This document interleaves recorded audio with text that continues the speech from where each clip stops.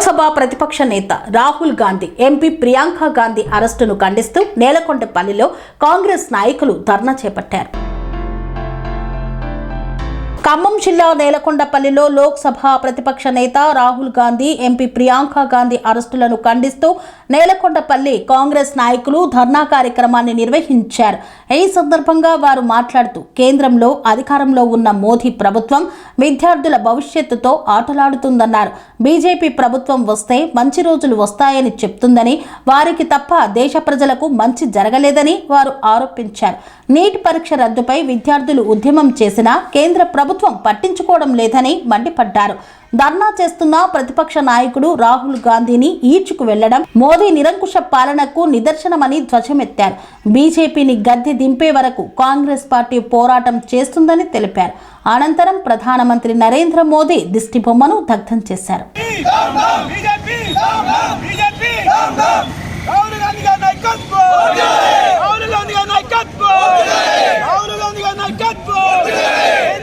కేంద్ర విద్యాశాఖ మంత్రి వెంటనే రాహుల్ గాంధీ గారి నాయకత్వం, రాహుల్ గాంధీ గారి నాయకత్వం, జిందాబాద్ జిందాబాద్ జిందాబాద్ జిందాబాద్ సోనియా గాంధీ గారి నాయకత్వం అరెస్టులు జై కాంగ్రెస్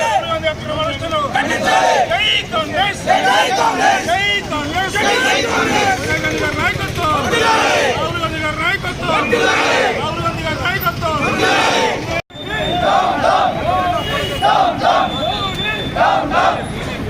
కొంచెం ముందు ఆపని చెప్పరాదు. రాహుల్ గాంధీ గారి నాయకత్వం, కాంగ్రెస్ నాయకత్వం,